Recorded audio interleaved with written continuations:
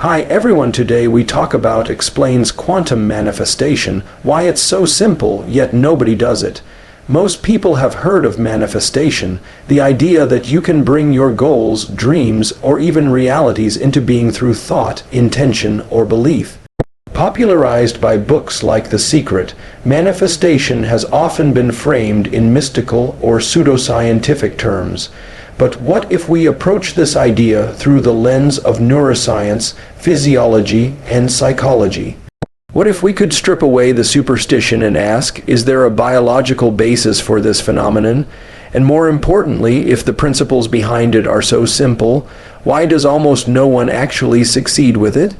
Today, I want to unpack this concept, what I call quantum manifestation, through a scientific lens and explore why it's so simple, yet so few people do it effectively. First, let's clarify the term quantum manifestation. I'm not using quantum in the speculative physics sense that some New Age thinkers do. Rather, I'm referring to it metaphorically, small, subtle shifts in thought and behavior that can result in disproportionately large changes in outcome. In neuroscience, we know that tiny patterns of thought, called neural representations, can shape perception, decision, making, and ultimately behavior. These shifts, when applied with intention and consistency, can alter the course of one's life. That's the real power behind manifestation. It's not magic, it's biology. Now, what's happening in the brain when someone focuses on a goal with intention? When you visualize a specific outcome, let's say getting a new job or writing a book or overcoming anxiety, your brain engages the default mode network DMN, a set of interconnected regions involved in imagination, memory, and self-referential thought. Simultaneously, the prefrontal cortex, especially the dorsolateral region, starts simulating possible strategies and future actions. Visualization is not just passive daydreaming, it's rehearsal. Your brain is literally encoding that future as a possibility by strengthening the associated neural circuits. This isn't just psychological, it's physiological. Dopamine, the molecule of motivation and reward, is released not just when we achieve goals, but when we anticipate them. That's critical. Your brain begins reinforcing the belief that your imagined future is attainable, rewarding you for simply thinking about it in a vivid, emotionally charged way. This changes your behavior. You start noticing opportunities. You shift your attention toward relevant cues in the environment, what we call attentional bias, and you begin to act in ways that are aligned with your internal model of that desired future. In essence, you start behaving like the person who already has what they're aiming for.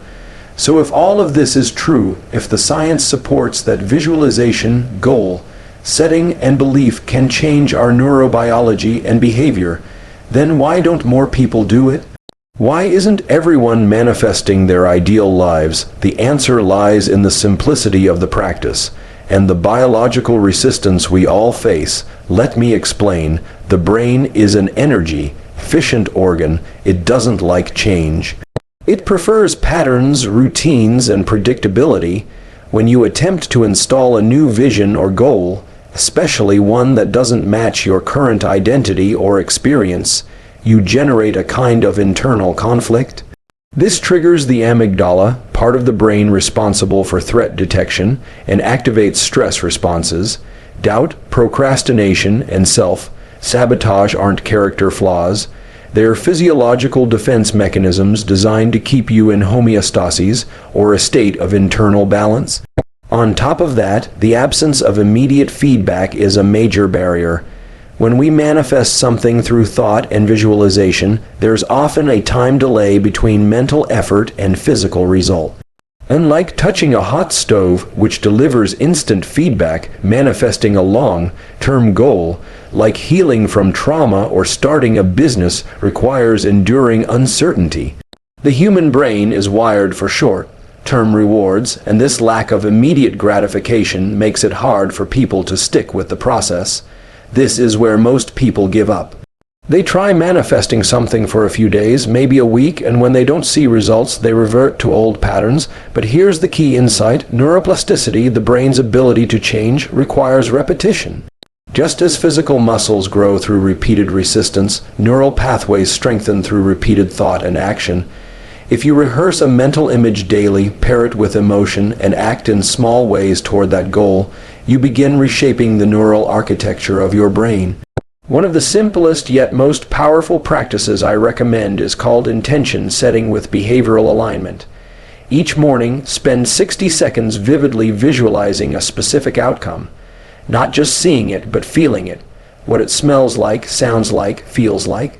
Then, identify one small action you can take that day to align with that intention. Over time, this builds a neural and behavioral momentum that compounds. Also, understand that manifestation is not about passive wishing. It's about recursive feedback loops between thought, physiology, and behavior. When you think a thought repeatedly, you activate neurons. Those neurons release neurochemicals like dopamine and acetylcholine, which mark those thoughts as important. Your body then primes for action, which changes your environment, which in turn feeds back into your perception of possibility. That's the loop, that's quantum manifestation. It's not instantaneous, but it is inevitable, if you stay with it long enough. And here's where it gets even more powerful. When your internal state changes, your external behavior shifts.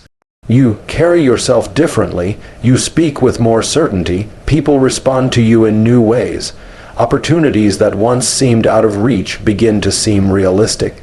It's not that the universe is magically delivering your dreams. It's that your biology is bringing you into alignment with what was already possible. The simplicity of quantum manifestation lies in its requirements: intention, emotion, repetition, and aligned action. But most people don't do it consistently because they're not taught how the brain actually works.